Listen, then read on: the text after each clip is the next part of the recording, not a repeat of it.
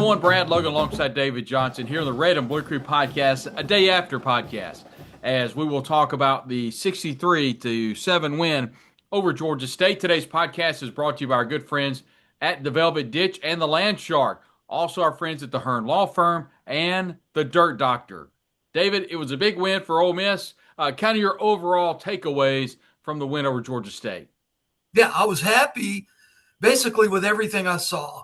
You know, and it's just like Lane said, a lot of eyeballs on Auston Simmons, game one as an Ole Miss starter. Look, he made a couple of mistakes, and nobody across the country really lit it up on Saturday in their first game. A lot of weight on Austin's shoulders going in that game. Still, Brad, look at the yardage he throws for, the touchdown connections, the chemistry that he's developing with the receivers. And defensively, you know, I don't think you could ask for very much more. This was a pretty good Georgia State football team, one that beat Vanderbilt last year. Don't forget about that. You know, throw the records out the window, but a 62-7 thrashing in front of an enormous home crowd. I don't know what else you could want to open up the season. A lot of people are critical of the offensive line play. I'm not jumping on that train just yet. Yeah, we've seen it kind of be shaky in the early goings, but it got better as the game went on last night. And with Kewan Lacey and Logan Diggs, both around the 100-yard rushing mark, I mean, and Simmons sacked one time. I mean, what else could you want? They're getting better up front. There's more help coming up front with a couple of guys who've been out injured. I think the O-line's going to be just fine. Yeah, Delano Townsend, they maybe expect him back the next week or so. I don't know the extent of that. There's one more injury, David, to a transfer offensive lineman. I don't have the list in front of me. But he's a kid from Maryland who was a great player for the Terrapins. And both of those could be back before the Rebels play Arkansas. Yeah, there's been a lot. There's been a point of contention with the offensive line. You know, fresh out of the game last night, I said I thought the offensive line, specifically in the second half, was much better. I've taken a lot of flack for that. Look, no, I think it was. Yeah, I mean, early on, Patrick Kucha struggled. I mean, he struggled some. Bryson Sanders struggled. I mean, everybody kind of struggled early on. It was 17-7.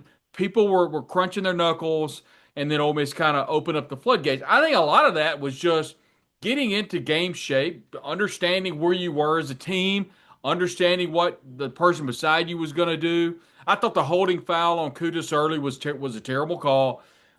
There were some ways I think that Ole Miss, the offensive line, kind of evolved. I think by the second half, I really liked Jaden Williams. I thought he played much better. I thought Micah Pettis did a lot of good things.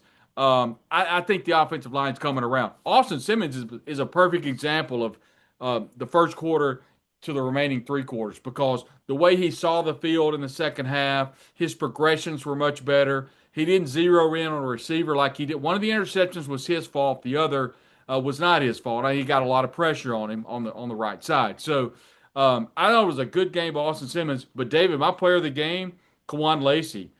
You know, we didn't see a depth chart all year. Didn't really know who the main running backs were going to be. We knew he would get a lot of carries. And then all of a sudden, the last couple of weeks, you heard it, I heard it, he was getting a bevy of the carries with the number ones. And we see why now. I mean, he's a really good running back. And being able to see him, and you see Damian Taylor's not really high up on the stat sheet, but he had a really good game as well. I thought he blocked well. And then Logan Diggs, he's got a lot of yards, but he didn't play really until the latter part of the second half. And frankly, Deuce Alexander had more speed sweeps than Logan Diggs had carries in the first half. So I thought the running game, Kewan Lacey, was really good. And I've said all along, I think the wide receiving core that Ole Miss has, one of the best in the nation, but definitely the best in the conference. I mean, they are really good. Wallace had a great game last night, his first one as an Ole Miss Rebel, Brad.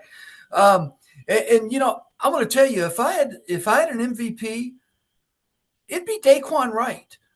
Because look, we all know what Daquan brings to the table. We got to see that last year, but the loss of Luke Haas in fall camp, and the weight put on Daquan to respond, he did last night. I thought he looked great as well. Um, it look 62-7. Yes, it was Georgia State. Gets a little tougher next week with Kentucky, who found themselves in a battle at home against Toledo on Saturday. It gets a little more interesting, and Rebel fans everywhere. You don't forget what happened with the Kentucky Wildcats last year. They came in here and knocked Ole Miss off their high perch, and essentially cost them, perhaps an opportunity to be in the college football playoffs. Just a shade over 66,000 people paid to see it. Great crowd last night. Everyone got the memo. It was a whiteout. It was a great atmosphere.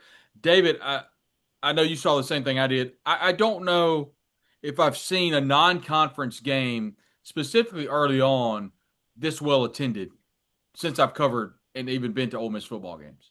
Oh no, the hype machine is big, and again, judging from what everybody saw last night, it looks for real. Um, and all SEC teams have a game under their belt now, and you can start kind of rejuxtaposing, if you will, where you thought these teams were heading into the season, where you think they are after week one. And Brad, in my opinion, and I get it, it was Georgia State. Ole Miss has elevated itself a little bit from where I thought it was looking at everybody else in the league, to be honest with you. I mean, Florida State beat the crap out of Alabama yesterday. I don't know if you were able to catch much of that game, but Ole Miss is, I think, a better football team than Alabama. I really do at this juncture. Mississippi State, they were in a ball game for 2.5 quarters with Southern Miss, but they're about where we thought they were. Auburn impressive with their win at Baylor on Friday night. Tennessee looked good against Syracuse yesterday.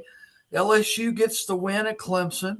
I'm just curious where you think you would plug Ole Miss into that overall SEC picture right now.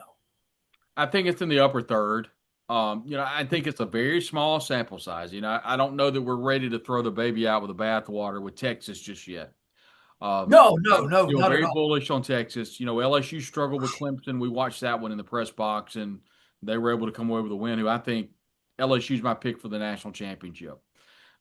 Georgia, I didn't watch very much of that, but I know they dispensed of Marshall pretty handily. So the SEC is going to be interesting. I think the team is, and one of the teams that Ole Miss doesn't face is going to surprise some people this year, and that's Missouri. I think Missouri's got a really good team. And so that's definitely a team that I'll be watching.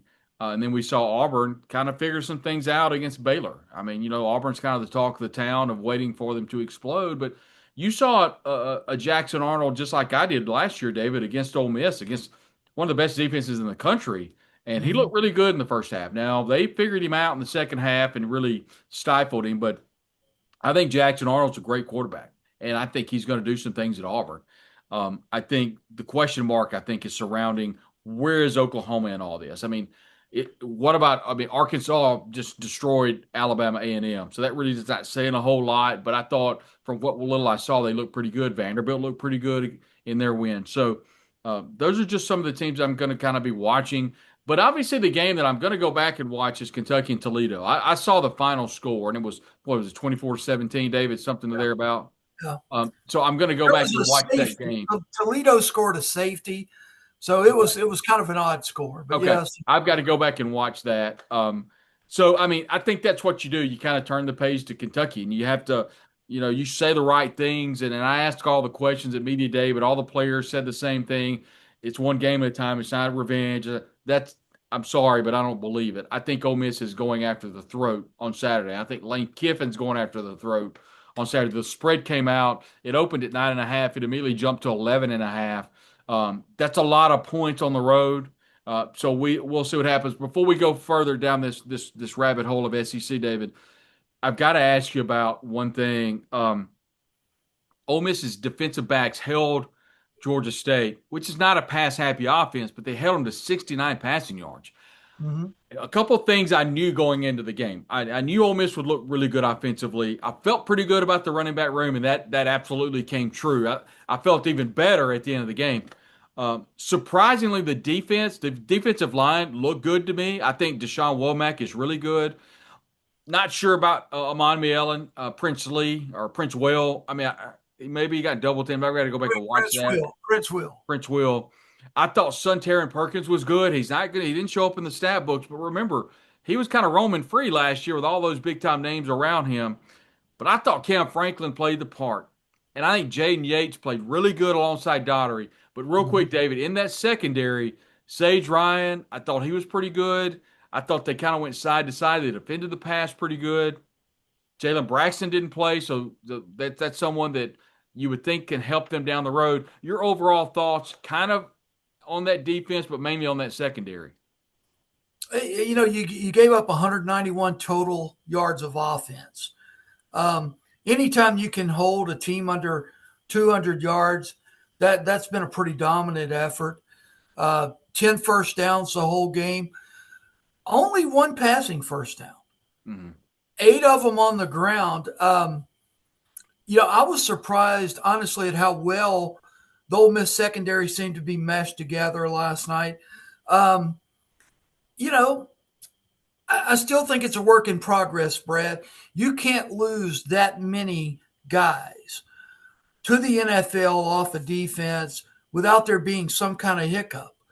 And what Pete Golding's job is to burp them basically, and to get them ready for Kentucky this week. And let's see what kind of effort you put forth against Kentucky, and a Kentucky offense that really kind of looked rather vanilla and bland against Toledo. But let's say this: Toledo's a good football program. Remember, they beat Mississippi State last year in Starkville, so they're not a pushover. Um, I don't know. And you talk about revenge. I think in the fans' minds, maybe in the Ole Miss fans' minds, there's an element of that revenge you speak of. I don't think as a football player, I really don't think that's where their focus is. I do believe them when they say one game at a time. Because last year, I think their feet got ahead of them a little bit, so to speak. And they got knocked off their feet by Kentucky and Oxford, by Florida and Gainesville. Not as much playoff talk around this team. I think they'll be zoned in on Saturday. And I do agree with you. I think they're going to give Kentucky one hell of a blow. I really think that's coming. And that's where I feel. But defensively, look, I don't know what else you want of Pete Golding. You play a Division I opponent. You hold them to 191 yards total offense, one passing first down. Brad, that's about as good as you could hope for. The participation chart was just, I mean, it was huge. I mean, he Yeah. played so many people on defense, which was good. And we saw a lot of new faces on that Ole Miss defense. And there are a lot of people that shine. But I think at one point, Caleb Sailors for Super Talk, he and I were sitting beside each other. He said, Brad, they being Georgia State has 33 yards of total offense. And that was at some point in the second half. Right, right. And I mean, yeah, I mean, maybe it's a little bit of Georgia State, but I think it's a lot of, I, and I'm raising my hand. Pete Golding said that this defense would not take as big a step back. Maybe he said a step at all. Maybe defensive line, a big a step as we thought. But it was a really good showing against Georgia State, and I felt that nobody was really out of position that I could tell. Nobody was running free. Nobody was running wide open, and it looked very controlled. And I think it's a testament to Pete Golding and what he's been able to do as defensive coordinator. I think it was a perfect recipe for week 2 for this Ole Miss team. Come in, score a lot of points, figure things out in the first half, and they did. It was 17-7. We understand that. figured some things out offensively, but most importantly, figured some things out defensively. And they did that getting ready for the next week. Well, and one of the best things, and I think we'd be remiss if we didn't mention it, was you got out of that game relatively injury free. Yeah. I mean, that's always big, particularly when you're about to wade into SEC play.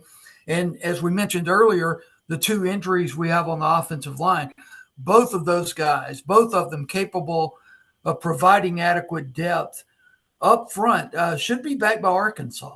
At least that's what we're hearing. So, yeah, I mean, I'll take it. And 2:30 kickoff on Saturday in Lexington on ABC.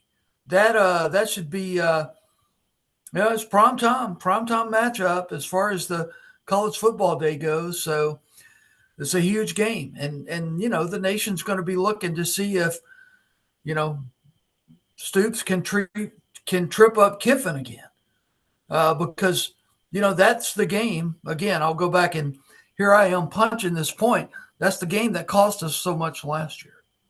And one thing you said that needs to be reiterated: nobody's talking about this team in the college football playoff.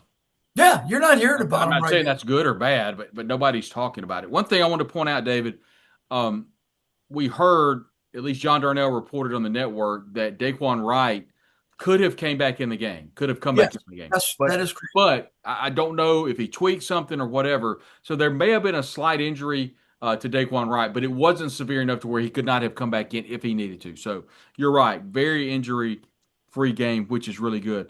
Something I think that does not need to be overshadowed is your man Harrison Wallace III. Ole Miss got themselves a punt returner. And that's Oh, one thing leading into the season last year, they couldn't find a punt returner. In fact, it was so bad the midway point of the year that Jordan Watkins, with a broken hand, was having to field punts. So, great news. Special team is in wow. really good shape. Oscar Bird, which also wears number 33, to shout out to Larry Bird, Larry, yeah. did a great job punting the football, averaged 44 and a half yards a kick. And then the place kicker this year, I can't say his name right. To transfer from Western Kentucky. Carnero. Yeah, Carnero. I just never can get that right. He kicked the ball really well, made all of his PATs. I think Matt Baker came in and made a PAT. So Ole He Miss did. really good in special teams yesterday. Yeah, and I mean, again, everybody's harping on the offensive line. Well, the whole narrative of fall camp was, man, the O line may be a little shaky. And, I think the TV announcers kind of jumped on that narrative last night.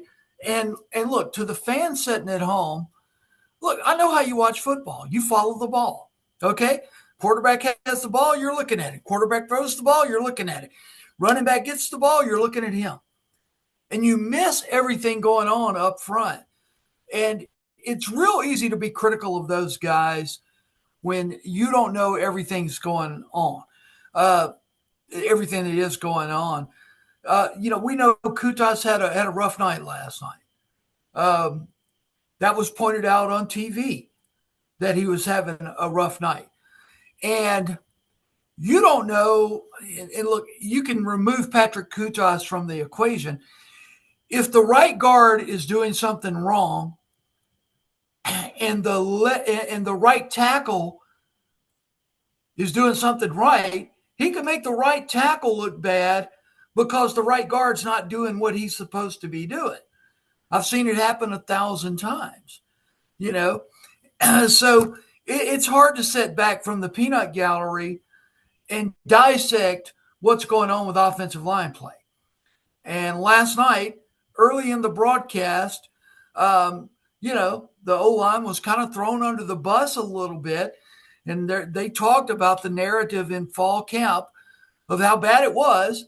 And, you're seeing, I think, a lot of that coming from that game because it's hard to criticize the guy that ran for 3 touchdowns, though he may have ran to the wrong hole a couple of times, not saying he did, or the guy that caught 2 touchdown passes, though he may have busted routes a couple of times because they have the stats. And that's just part of the game. People love to pile on the offensive line. I'm like you. I don't think it was as bad as a lot of people think it was. I don't, and I'm getting raked over the coals, and that's fine. But I mean, I just look, if you follow this podcast over the last couple of weeks, you knew that Patrick Kudus has not practiced. He has been in a black jersey. You also know that Jaden Williams has been dealing with an injury. Uh, Delano Townsend, PJ Wilkins has been nicked up just a little bit. Bryson Sanders is brand new. We didn't even know if he would be the starting center because Kudus can either play the right guard position or come down and play center. So there's been a lot of things that's been going on. So if you thought that the offense not just going to roll out and just bowl over everybody, we've told you that's probably not going to happen. So based on what I thought going into the season, I thought they did a pretty darn good job, specifically in the second half, keeping Austin Simmons upright. You look Brad, at Brad, 31, 20 of 31, had the two picks, but had three touchdowns and threw for 341 yards. Brad, Thought it was how pretty good many pocket in the second half. how many defensive touchdowns did Ole Miss have last night? None. I think they had an interception. Defensive lineman had an interception. Yeah, yeah. Damaris Okay. Brown, I think. So how many offenses can score 62 points and their O line was terrible? And there's not a special teams touchdown either. I mean, it was all an offensive touchdown. And look, I mean, people paint me with a broad brush full of red and white, but I mean, or red and blue, whatever. But I've just been straight up with you. But what I saw in the beginning of camp versus where the team is right now, I think it's a thumbs up for the offensive line. If you want to come after me, that's fine. But I think what Garrison has done, and look, he's been in the crosshairs too. I've heard his name mentioned with the bullseye on it. But I think Well, he's coached really well this preseason. And sure, is it the best? Is it the best position on the field? Is it the most advanced in athletic ability? No, it's not. Is it the best position? No, it's not. But all they have to do is be serviceable, and I think they were better than that last night. well, you know what? Whatever. You can't win at any level of football without those five guys up front. No, Period. You can't do it. Um, and I'm looking at the stats here. Here's a 51-yard rush, a 42-yard rush, a 31-yard rush. Who was blocking? yeah. Somebody was. Okay. I mean, so I'd just say lay off Garrison and lay off this offensive line as it's being put together. And this is something you got to point out. These guys, for the most part, they've never played together before. And what's the word I'm looking for? Synchronicity. You've got to be synced up front. You've got to be able to play as a unit. And that's going to only get better. And it could get a lot better before the Rebels take the field next Saturday I just ask everybody, before we absolutely go ballistic after one game, and really after one half or one quarter. Let's allow these guys to at least have a week of practice and play the next couple of weeks, Kentucky and Arkansas, and let's evaluate this offensive line at least after three games. Because I agree with you. I think the more they play together, the better they're going to be.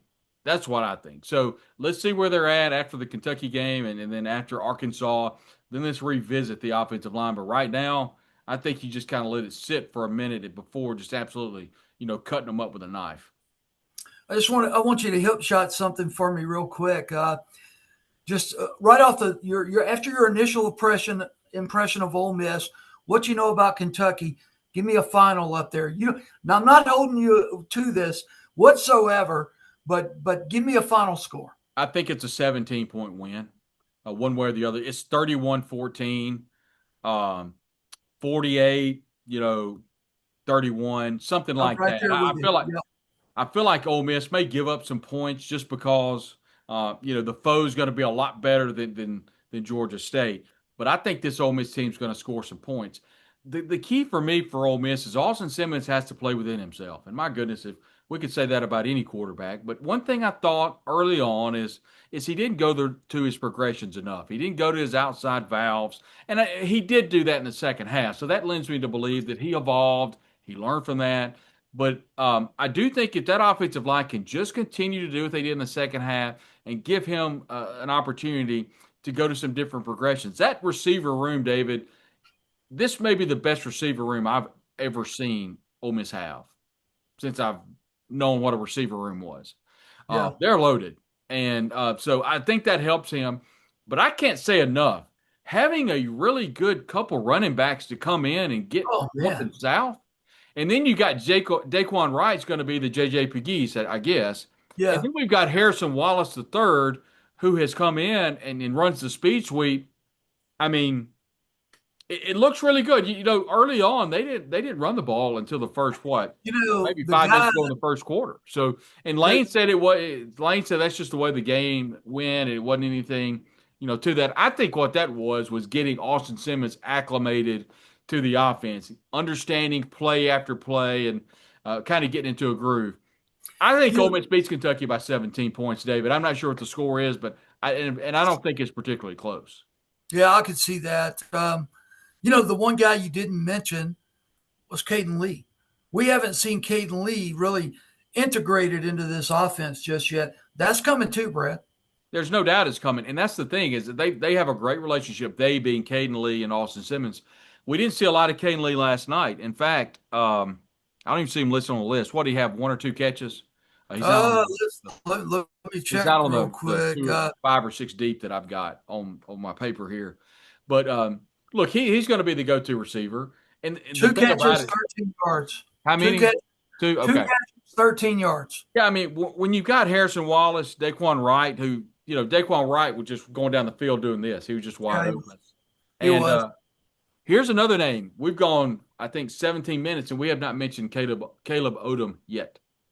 Yeah. I And mean, Odom, there's so many targets. man, He he's dodged got dribbling. I mean, it's yeah. There's no doubt. And Winston Watkins, we talked about. Mhm. Listen, yeah, I Isaiah thought back in Hartrip. the Isaiah Hartrip summertime, looks good too. he did. I said back in the summertime, I thought this group of receivers could be as good as the group that Jackson Dart threw to last year. They're better.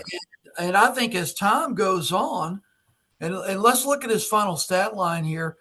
I mean, Austin Simmons completes 20 of 31, 341 yards, 3 touchdowns. Yeah, the 2 picks, was only sacked 1 time. Um, and he showed he can run as well.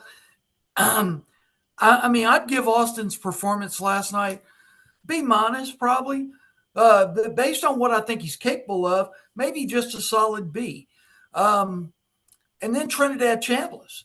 I mean, he comes in, shows great command of the offense, and he gets it done as well. So, I like both of those guys. I was hoping we'd see Maddox last night, but that didn't happen. But maybe eventually, somewhere down the road, we will. But hey, real quick, David, Trinidad Chambliss was not coming in a mop-up role. No, He, no, he no. has a role on this team, and we knew that. We felt pretty good about that. Last night, Lane solidified that. And here's another thing, and then we've got just a few minutes left. Here's what I think, and I want your thoughts on this. So I was talking to some people last night. Sam Hutchins of the Clarion Ledger asked Lane a couple weeks ago, are you going to have, or do you think that Austin Simmons will be like Jackson Dart, where he can tuck it and run to get the first down? Are there going to be plays in which are going to be called draws, called quarterback draws? Lane's like, well, and I'm paraphrasing. I don't want to get into specifics here, but no, we're not going to be asking Austin Simmons to run the football. I don't think that's right. I think Austin Simmons is a running threat. I think he's going to be called on to run just like Jackson was. He looked really good running the football last night. And I'll be honest, I don't know if it was because the pocket collapsed on him. Maybe he got nervous in the pocket. But suffice to say, he looked really good running the football. He got down, he slid. I think he's going to be a running threat. What do you think? Yeah. Well, the first thing I'll ask you is, have you ever known Lane to tell a little fib to set something up before? Well, that's kind of what I was getting at. Yeah, exactly. I mean, yeah, you've got a quote unquote running quarterback with Trinidad Chambliss who can also throw the football. Threw for I 59 mean, he yards can sling it. and a touchdown. Yeah. But, yeah, I mean, sure, let him think Austin Simmons is never going to run it. Of course he's going to run the football. Of course there are times he's going to have to run the football. Of course there will be design runs for him. So I don't think Lane was – I mean, I wouldn't have been truthful either. I think that's like somebody asking Trump, "Hey, when are you going to attack? When are you going to attack Iran? What are you going to do?" And the answer is, why would I tell you that? I don't blame Lane for answering that question the way he did. Nobody's really talking about Austin Simmons' running ability. I mean, they're just talking about how beautiful a ball he throws. And I'll remind you, David, what about the throw to Harrison Wallace down the right sideline, the Georgia State sideline? He literally looks up, Wallace does, and it lands right in his red bats. That's one of the Yeah. prettiest throws. It Oh, rivals the throw that Jackson had in the Gator Bowl last year against Duke. Is one of the best throws. I think we'll remember that as one of the best throws of his career. A big night once again, 63-7. It was all Ole Miss in the opener. We expected it to be all Ole Miss, but there were a lot of things that needed to be talked about, and so grateful that we could come to you today and kind of give our thoughts on how that game kind of transpired. Setting up, we don't have enough time today. We'll talk about the SEC more. We'll hear from Lane Kiffin tomorrow, Memorial Labor Day, and we hope you all have a wonderful Labor Day. But we'll have Lane's press conference for you, and we'll come to you dissecting that and then getting you ready for Ole Miss and Kentucky kickoff in Lexington at 2:30 Central Time. That'll be on ABC. We'll have full coverage for you from Lexington. The podcast will be at the end of the game on the road. It was just, I'll be honest with you, last night the game it ran was too long. late. Yeah. The press conference ran long. So it was 11:45 before I got to the press box. And so David and I just decided a late night at home like this, it's best just to do it the next day. We may do that. I love your feedback on that. Just everybody shoot us a message what you think. But on the road, we're going to record directly after the end of the game. So we'll come to you directly from Kroger Field in Lexington at the end of the game. Hopefully, an Ole Miss win. I want to thank our sponsors today, the Land Shark and the Velvet Ditch, two wonderful restaurants, and they were rocking and rolling all weekend in Oxford. So we're grateful for their partnership. Also, the Hearn Law Firm. You'll hear more about them in just a moment. And our good friends at the Dirt Doctor. If you're a commercial business in the Oxford area, give the Dirt Doctor a call. Their phone number will be coming up here in just a moment. David, big win for Ole Miss. They've got Kentucky on deck. One thing about the Dirt Doctor, that's John O'Reed, great guy. Yeah. My son Eli played with one of his sons at Lafayette High School, and Tay Reed is his name. But I called Jono up, I don't know, a month or two ago. We had to take a trip to go out of town. And I looked at my wife's car, and her and Tori, that's their school car. They drive to school together in it every day of the week. And I was like, oh my God, look at the makeup spilt in this back seat. This is horrible. And I've got an 11-year-old daughter. So, she's going to be putting the makeup on the way to school. Called Jono and the guys at Dirt Doctor. Within 3 hours, they had that thing looking brand new. So give them a call.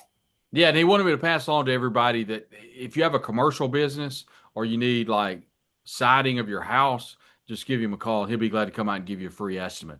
For David Johnson, I'm Brad Logan. We'll talk to you later on this week. Have a wonderful Labor Day tomorrow. We'll hear from Lane Kiffin. We'll get you ready. It's Ole Miss and Kentucky coming up on Saturday. We'll have it all for you right here on the Red and Blue Crew podcast.